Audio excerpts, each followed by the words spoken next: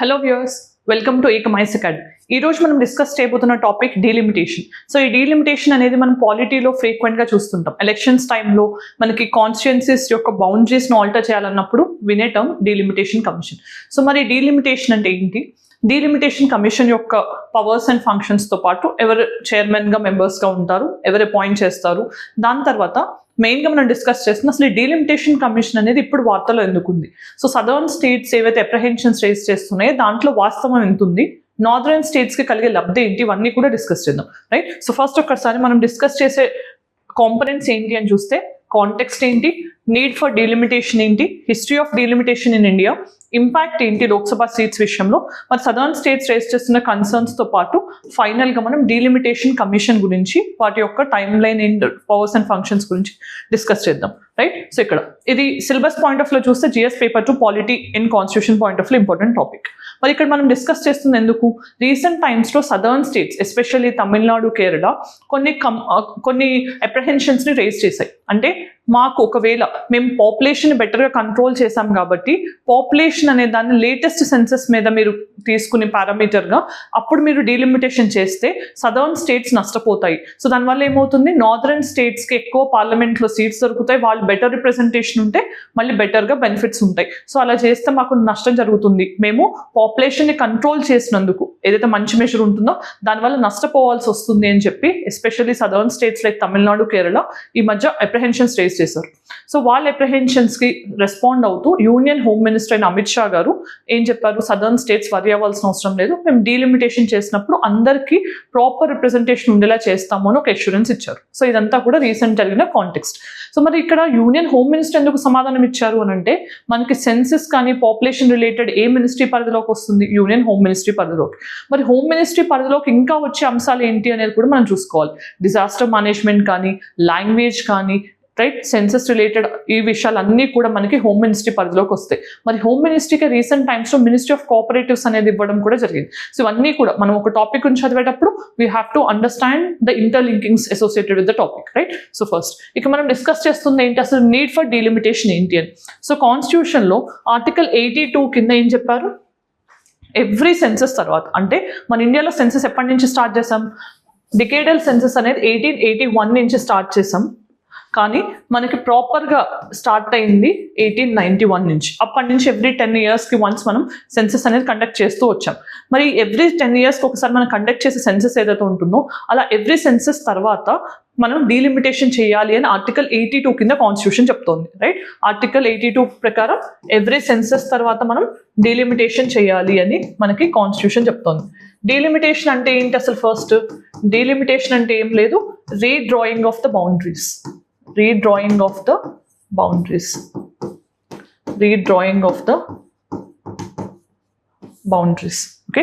అంటే ఒక territorial constituency ఏదైతే ఉంటుందో దాని యొక్క బౌండరీస్ని, సెన్సెస్ని బట్టి మనం ఆల్టర్ చేయడాన్ని మనం డీలిమిటేషన్ అంటాం. మరి టెరిటోరియల్ కాన్స్టిట్యుయెన్సీస్ అనేది ఎందుకు ఇంపార్టెంట్ ఇండియన్ ఎలక్షన్ సిస్టంలో అంటే, మనకి జరిగే ఎలక్షన్స్ లోక్సభకి, స్టేట్ అసెంబ్లీస్కి దేని మీద జరుగుతాయి, first past the post system మీద జరుగుతాయి. మరి first past the post system ప్రకారం మనం లోక్సభ ఎలక్షన్స్ కానీ, స్టేట్ లెజిస్లేటివ్ అసెంబ్లీ ఎలక్షన్స్ కానీ కండక్ట్ చేస్తాం.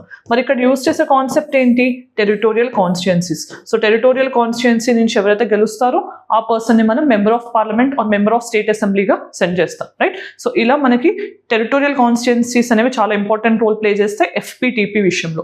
మరి ఎఫ్పిటిపిని మనం లోక్సభ, స్టేట్ అసెంబ్లీస్లో వాడుతున్నాం కాబట్టి దానికి సంబంధించిన ఆల్టరేషన్ ఎప్పుడైతే సెన్సస్ తర్వాత చేస్తామో దాన్నే డీలిమిటేషన్ అంటాం. రైట్. ఇక్కడ వరకు క్లియర్. దెన్ ఆర్టికల్ 81 విషయానికి వస్తే, ఆర్టికల్ 81 ఏం చెప్తోంది, మీరు ఎంత ఆల్టరేషన్ చేసినా, డీలిమిటేషన్ చేసినా మాక్సిమం స్ట్రెంత్ ఆఫ్ లోక్సభ ఏం చెప్తున్నారు, లోక్సభ యొక్క స్ట్రెంత్ కాన్స్టిట్యూషన్ ఎంతగా పెట్టింది మనకి 550. సో 550 సీట్స్ మాక్సిమం సీట్స్ ఉన్నాయి. ఇవి కాకుండా 2 ఆంగ్లో ఇండియన్ సీట్స్ ఉన్నాయి. సో ఆంగ్లో ఇండియన్ది మనం ఇప్పుడు కాన్స్టిట్యూషనల్ అమెండ్మెంట్ ద్వారా రిమూవ్ చేసాం. ఏ కాన్స్టిట్యూషనల్ అమెండ్మెంట్ ద్వారా దీన్ని తీసేసామని తెలిస్తే అది కూడా ఆన్సర్ కామెంట్ సెక్షన్లో చెప్పండి. నెక్స్ట్ ఇప్పుడు 550 సీట్స్కి మ్యాక్స్ చేసాం కదా, మరి 550లో ఏంటి, 530 సీట్స్ ఏమో స్టేట్స్ నుంచి అండ్ 20 సీట్స్ ఏమో యూనియన్ టెరిటరీస్ నుంచి రిప్రజెంటేషన్ ఉంటుంది అని మనకి ఆర్టికల్ 81 చెప్తోంది. అంటే మనం ఎవ్రీ సెన్సస్ తర్వాత డీలిమిటేషన్ చేసి టెరిటోరియల్ కాన్స్టిట్యుయెన్సీస్ని రీడ్రా చేసినా మన లోక్సభ సీట్స్ని మాక్సిమం 550కే పెంచాం. రైట్. మరి ఇప్పుడు కొత్తగా మనం పార్లమెంట్ బిల్డింగ్ ఇనాగ్రేట్ చేసుకున్నాం కదా, ఆ పర్టికులర్ పార్లమెంట్ బిల్డింగ్ లో చూస్తే మనకి 800+ సీట్స్ ని అకామిడేట్ చేసే కెపాసిటీ లోక్సభలో ఉంది.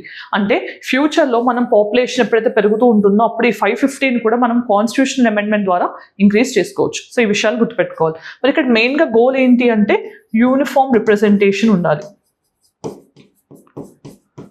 యూనిఫామ్ రిప్రజెంటేషన్ అంటే మనకి ఇక్కడ యూనిఫామ్ రిప్రజెంటేషన్ దేంట్లో ఉండాలి, టెరిటోరియల్ కాన్స్టిట్యుయెన్సీస్ పాపులేషన్ విషయంలో ఉండాలి. అంటే మనకి రేషియో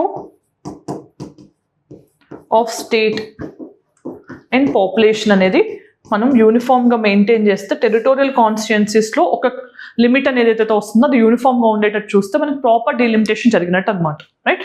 ఆఫ్టర్ దిస్ మనకి హిస్టరీ ఆఫ్ డీలిమిటేషన్ చూస్తే ఇప్పటివరకు అసలు డీలిమిటేషన్ ఎన్నిసార్లు చేయబడింది ఇండియన్ హిస్టరీలో అంటే 4 times. ఇప్పుడు 1952లో ఒకసారి, 1963లో ఒకసారి, 1973లో ఒకసారి, 2002లో ఒకసారి. సో ఇప్పటివరకు 4 times మాత్రమే డీలిమిటేషన్ జరిగింది. అంటే మనకి ఎవ్రీ సెన్సెస్ తర్వాత 1951 సెన్సెస్, 1961 సెన్సెస్, 1971 సెన్సెస్, తర్వాత 2001 సెన్సెస్. అంటే మధ్యలో ఉన్న 1981 సెన్సెస్, 1991 సెన్సెస్ తర్వాత మనకు డీలిమిటేషన్ జరగలేదు. దానికి గల కారణాలు ఏంటి అనేది మనం కొంచెం సేపట్లో చూద్దాం. రైట్. సో ఇక్కడ మరి ఏం జరిగింది, ప్రీ 1976 అంటే మనకి ఈ అమెండ్మెంట్ ఏదైతే జరిగిందో దానికంటే ముందు 3 times డీలిమిటేషన్ చేసాం. అంటే ఎవ్రీ సెన్సెస్ తర్వాత ఇక్కడ మనం డీలిమిటేషన్ చేస్తూ వచ్చాం. డీలిమిటేషన్ అనేది ఆఫ్టర్ ఎవ్రీ సెన్సెస్ చేస్తూ వచ్చాం. సో సెన్సెస్ తర్వాత మనకి పాపులేషన్ ని బట్టి ఆ టెరిటోరియల్ కాన్స్టిట్యుయెన్సీస్ని రీడ్రా చేసాం. మరి ఇక్కడ ఏమైంది, ఇందిరాగాంధీ గారి హయాంలో 42nd కాన్స్టిట్యూషనల్ అమెండ్మెంట్ ని పాస్ చేసి 1976లో మనకి పాలిటీ పాయింట్ ఆఫ్ లో చూస్తే చాలా అమెండ్మెంట్స్ అనేది ఈ అమెండ్మెంట్ తో చేయడం జరిగింది. అందుకని ఏమంటాం, 42nd అమెండ్మెంట్ ని మినీ కాన్స్టిట్యూషన్ గా కూడా మనం వర్ణిస్తుంటాం. రైట్. సో ఇక్కడ ఏం చేశారు అని అంటే మనకి ఈ టైంలో మీరు జాగ్రఫీ పాయింట్ ఆఫ్ వ్యూలో పాపులేషన్ అండ్ డెమోగ్రఫిక్స్ చదివి ఉంటే కనుక మనకి 1970 నుంచి 1980 మధ్యలో డెమోగ్రఫిక్ ఎక్స్ప్లోజన్ అనేది జరిగింది, పాపులేషన్ ఎక్స్ప్లోజన్ అనేది జరిగింది. అంటే ఎక్కువ పాపులేషన్ గ్రోత్ అనేది ఈ టైంలో రికార్డ్ అయింది. అప్పుడు ఏం చేశారు ఇందిరాగాంధీ గారు, పాపులేషన్ని కంట్రోల్ చేయడానికి కొన్ని ఫ్యామిలీ ప్లానింగ్ మెజర్స్ని అనౌన్స్ చేశారు.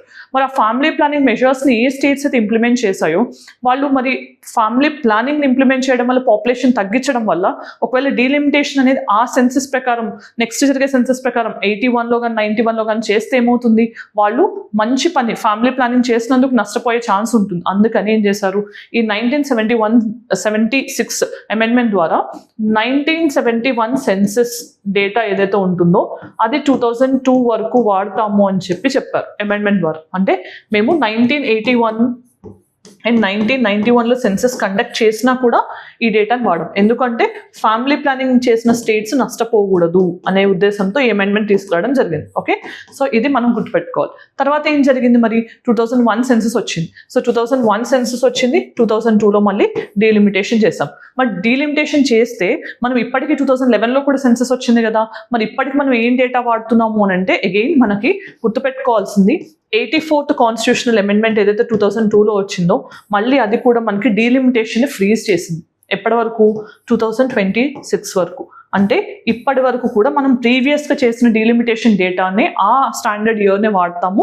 మళ్ళీ ఏ సెన్సెస్ చేసిన మధ్యలో లైక్ 2021లో జరగాల్సి ఉంది, COVID-19 వల్ల జరగలేదు, 2011లో ఇది ఏది జరిగినా కూడా మనకి ఆ డీలిమిటేషన్ వల్ల వచ్చే డేటా మారదు అని 84th కాన్స్టిట్యూషనల్ అమెండ్మెంట్ 2002ది 2026 వరకు ఇదే డీలిమిటేషన్ కంటిన్యూ అవుతుందని మనకి చెప్పడం జరిగింది. మరి ఇక్కడ మెయిన్గా మనం గుర్తుపెట్టుకోవాల్సింది రీసెంట్ టైమ్స్లో Nari Shakti Abhiyan or women reservation bill ఏదైతే ఉందో మనం లాస్ట్ ఇయర్ పాస్ చేసుకున్నాం కదా, 33% రిజర్వేషన్స్ ఉమెన్ పార్లమెంటేరియన్స్కి కానీ ఉమెన్ లెజిస్లేటివ్ మెంబర్స్కి కానీ ప్రొవైడ్ చేయడానికి 33%. మరి ఇది ఎప్పుడు అమల్లోకి వస్తుంది, అది ఆల్రెడీ బిల్ పాస్ అయింది కదా, బిల్ పాస్ అయితేనే అమల్లోకి రావాలి కదా జనరల్గా అయితే. అంటే మనకి ఉమెన్ రిజర్వేషన్ బిల్ రావాలి ఇంప్లిమెంటేషన్లోకి అంటే జరగాల్సింది ఏంటి, సెన్సెస్. అంటే ఈ బిల్ని పాస్ చేసిన తర్వాత ఎప్పుడైతే ఫస్ట్ సెన్సెస్ జరుగుతుందో ఆ సెన్సెస్ని బట్టి డీలిమిటేషన్ చేస్తేనే ఈ ఉమెన్ రిజర్వేషన్ బిల్ అనేది అమల్లోకి వస్తుంది అని మనకి ప్రొవిజన్స్ చెప్తున్నాయి. అందుకని డీలిమిటేషన్ ఎప్పుడైతే జరుగుతుందో దీని తర్వాత వచ్చే సెన్సెస్ అంటే 2026-25లో డిజిటల్ సెన్సెస్ ప్లాన్ చేస్తున్నారు. ఫస్ట్ టైం మన ఇండియాలో డిజిటల్ సెన్సెస్ జరగబోతుంది. మరి ఆ సెన్సెస్ అనేది జరిగితే కనుక అప్పుడు దాని ప్రొవిజన్స్ని బట్టి డీలిమిటేషన్ చేసిన తర్వాతనే ఈ ఉమెన్ రిజర్వేషన్ బిల్ అనేది అమల్లోకి వస్తుంది అనే విషయం మనం గుర్తుపెట్టుకోవాలి. నెక్స్ట్ ఇక్కడ మెయిన్గా యూపీఎస్సీ ప్రిలిమ్స్ రాసే ఆస్పిరెంట్స్ అందరికీ ఒక ముఖ్యమైన అనౌన్స్మెంట్. సో మన ఏకమ్ ఐఏఎస్ అకాడమీలో 17th March నుంచి ర్యాపిడ్ రివిజన్ ప్రోగ్రామ్ స్టార్ట్ అవబోతుంది. ఈ ర్యాపిడ్ రివిజన్ ప్రోగ్రాంలో all important subjects for UPSC prelims ఏవైతే ఉంటాయో ఆ సబ్జెక్ట్స్కి సంబంధించిన static, current affairs and previous పేపర్స్ని ఎనలైజ్ చేస్తూ ఇంటిగ్రేట్ చేసి మీకు 125 hours ప్రాపర్ లెక్చర్స్ ద్వారా, ఎక్స్పర్ట్ లెక్చర్స్ ద్వారా మీకు కాంప్రహెన్సివ్ కోర్స్ని 17th March నుంచి ప్లాన్ చేయడం జరిగింది. సో ఈ కోర్స్కి సంబంధించిన డీటెయిల్ షెడ్యూల్ కావాలంటే కనుక ఈ QR కోడ్ని స్కాన్ చేయండి. ఈ ప్రోగ్రామ్ మొత్తం కూడా మీకు at the affordable rate of 2,999కే లభిస్తుంది. ఈ ప్రోగ్రాంలో ఎన్రోల్ అయిన వాళ్ళకి మొత్తం టెస్ట్ సిరీస్ అనేది 999కే లభిస్తుంది. సో ఇంకా ఈ ప్రోగ్రామ్కి సంబంధించిన ఫర్దర్ డీటెయిల్స్ ఉన్నా, జాయిన్ అవ్వాలనుకున్నా ఈ నెంబర్కి కాంటాక్ట్ చేయొచ్చు. రైట్, దెన్ నెక్స్ట్ ఇక్కడ మనం డిస్కస్ చేస్తుందంటే డీలిమిటేషన్. మరి దీని యొక్క ఇంపాక్ట్ ఏంటి? సో మనం డీలిమిటేషన్ చేయడం వల్ల ఏంటి? టెరిటోరియల్ కాన్స్టిట్యుయెన్సీస్ని రీడ్రా చేస్తాం. రీడ్రా చేసినప్పుడు ఏంటి? రీడ్రా చేసినప్పుడు పాపులేషన్ని బట్టి అడ్జస్ట్ చేస్తాం. అడ్జస్ట్ చేసినప్పుడు ఏంటి? లోక్సభకి సీట్స్ అనేవి ఒక స్టేట్ నుంచి ఎన్ని సీట్స్ ఉండాలనేవి చేంజ్ అయ్యే ఛాన్స్ ఉంటుంది. రైట్, అందుకని ఏంటి? డీలిమిటేషన్ అనేది ఎప్పుడూ కూడా అన్ని స్టేట్స్కి యూనిఫామ్గా ఉండాలనేది కాన్స్టిట్యూషన్ ఎన్విజన్ చేస్తుంది. మెయిన్గా మనం గుర్తుపెట్టుకోవాల్సింది ఏంటి? 1971 సెన్సస్ డేటా ప్రకారం చూస్తే ఒక ఎంపీ కాన్స్టిట్యుయెన్సీ జనరల్గా మనకి లోక్సభ విషయంలో చూస్తే 10 lakh పాపులేషన్ ఉన్న వాళ్ళకి ఒక ఎంపీ సీట్ అనేది ఉంది ఆ డేటా ప్రకారం అనలైజ్ చేస్తే.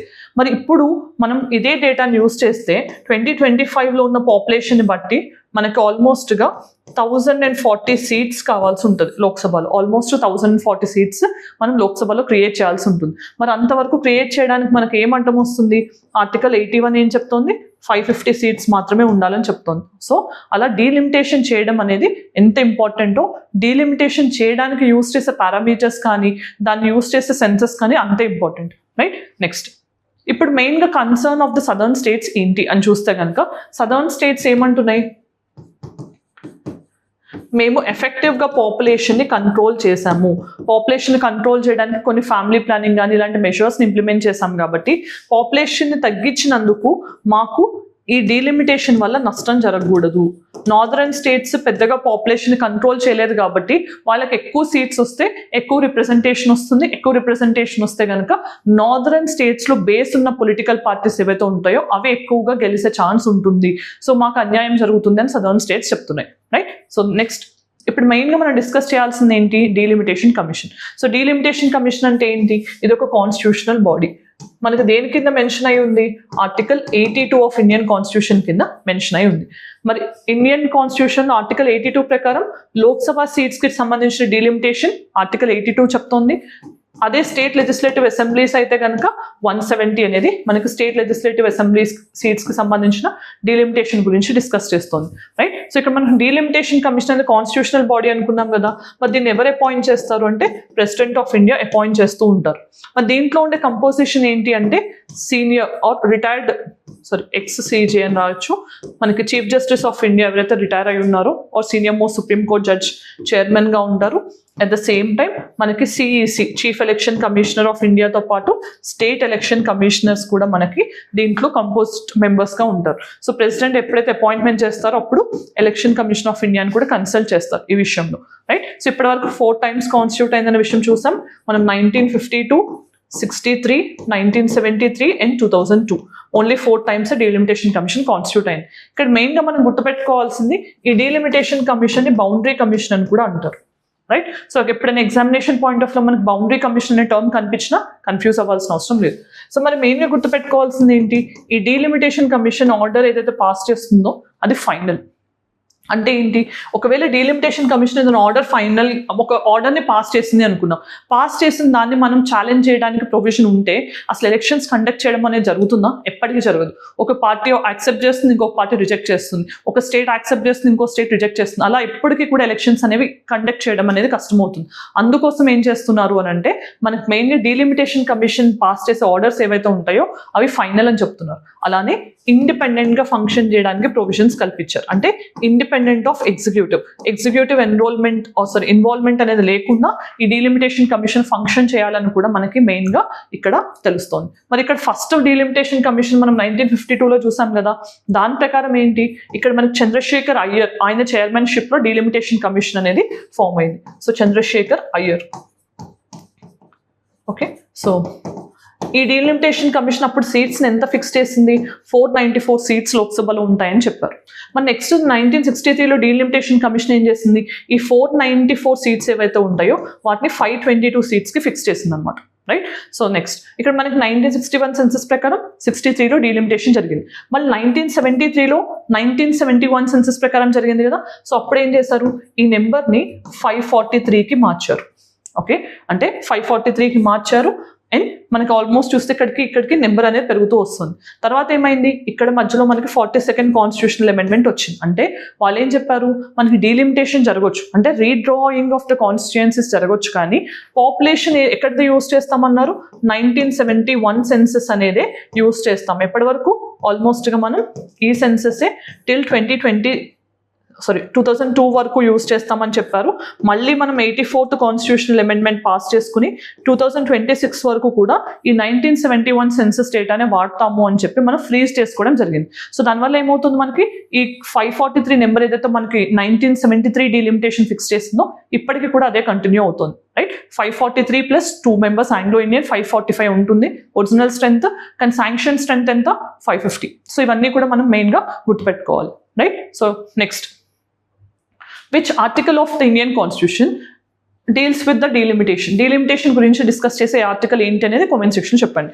Next question, who is responsible for carrying out the process of delimitation in India? ఇండియాలో డీలిమిటేషన్ ఎవరి జాబ్ మెయిన్గా అనేది ఆన్సర్ కామెంట్ సెక్షన్ చెప్పండి. Next question, how often is the delimitation carried out in India? Every 5 years ఒకసారి, 10 years, 20 years, or every census తర్వాత అనేది అది కూడా కామెంట్ సెక్షన్ చెప్పండి. Next mains question, discuss the constitutional provisions and legal framework governing delimitation in India. అంటే constitutional ప్రొవిజన్స్తో పాటు legal framework ఏంటి, ఏదైనా లాస్ మన ఈ డీలిమిటేషన్ని ప్రొవైడ్ చేయడానికి ఎన్హాన్స్ చేస్తున్నాయి. అలానే how the process was evolved over period of time. అంటే మన 4 డీలిమిటేషన్స్తో వచ్చిన చేంజెస్ ఏంటి, ఏ సెన్సెస్ని బట్టి మనం ఎలా మార్చాము, ఏ అమెండ్మెంట్ ఎక్కడ ఫ్రీజ్ చేసింది, ఇవన్నీ కూడా ఆన్సర్ చేయాల్సి ఉంటుంది. మరి ఈ రోజు మనం ఈ వీడియోలో మెయిన్గా డిస్కస్ చేసిన టాపిక్ ఏంటి, ఈ డీలిమిటేషన్ అంటే ఏంటి, దాంతోపాటు డీలిమిటేషన్ కమిషన్ యొక్క పవర్స్, ఫంక్షన్స్, స్ట్రక్చర్తో పాటు మనం డీలిమిటేషన్ కమిషన్ చుట్టూ ఉన్న వివాదం ఏంటి, సదర్న్ స్టేట్స్ ఎందుకని వాళ్ళ అప్రహెన్షన్స్ రేజ్ చేస్తున్నాయి, వాటికి సంబంధించిన అమెండ్మెంట్స్, ఆర్టికల్స్ అన్ని డిస్కస్ చేయడం జరిగింది. ఈ వీడియో మీకు నచ్చినట్లయితే మీ ఒపీనియన్ కామెంట్ సెక్షన్లో చెప్పండి. Thank you for watching. All the very best.